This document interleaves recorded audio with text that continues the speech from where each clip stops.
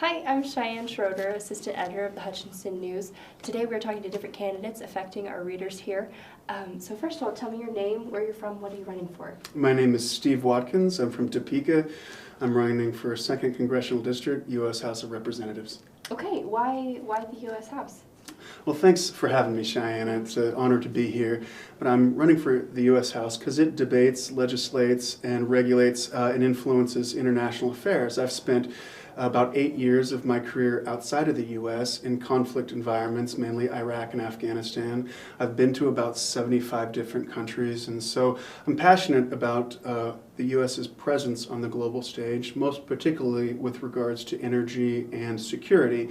By security, we're talking North Korea, radical Islamic terror, Iran, ISIS, Al-Qaeda, al-Nusra. Now, these are things I don't need to get brought up to speed on. They're things that I've worked intimately in and I'm intimately familiar with them. So I think we need more people like that on Capitol Hill. I also believe that we need some fresh blood in Washington. That's made evident by recent events in Pennsylvania 18th, and then the Speaker stepping down just a matter of hours ago, announcing that he'd be retiring. And so I'm running on those themes of a new face in Washington. But that's not to say that my emphasis is only on international affairs. I'm a Kansan, K through 12 here in Kansas, and I'm proud to fight for and advocate for Kansans in Washington. Okay, tell me a little bit about your frustrations with what's not working. Are there certain areas that you'd like to focus on in particular if elected?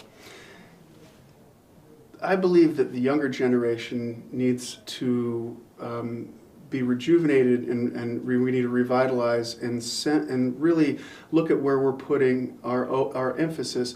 The young people, a lot of them are veering to the left because our founding fathers' ideals of our party is we value hard work, treating people with respect, small government, faith, religious faith, peace through military strength. Now, our founding fathers didn't call these conservative values; they called them American values. I think young people need to know that, and the fact that we're deviating from that has been a frustration for me and a lot of other Republicans. How would you plan to shift some of those things, or change them, or improve them? Sure. Well, I think that a lot of the moderate voters need to be inspired, and that's something that our party is lost, is being able to connect with young voters. And we're going to have a fantastic ground game in this campaign. Right now, we're absolutely doing great with attracting college-age voters, and our campaign is flooded with people of that age. We're excited about this campaign. They're rejuvenated and have a rejuvenated sense of Republican direction, and I'm very, very proud to be a part of that movement. Okay, yeah. Do you see a lot of apathy? I know that we've had some changes, specifically when races are contested, when there's some sort of scandal going on. What are some ways that you plan to fight apathy with this race? Yes, well, one thing is just getting out there and getting ourselves in front of a lot of these voters. We campaign full-time, morning, noon, and night.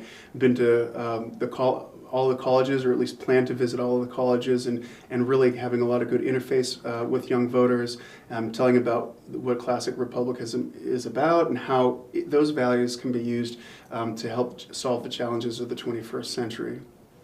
Okay, now you mentioned Republican as well. Is this something that can be solved specifically with that party, or is there some partnerships that could work better than specifically on your own? Right, and this one thing that I think about when I'm a fighter and I'm Army Ranger, and I'll fight and advocate for my constituents above all else. But there's also this idea, of course, that you need to bring people together, and I think now is a good time to restore some civility and integrity on Capitol Hill. There's a lot of contentious rhetoric out there, and I don't think anybody really benefits from that.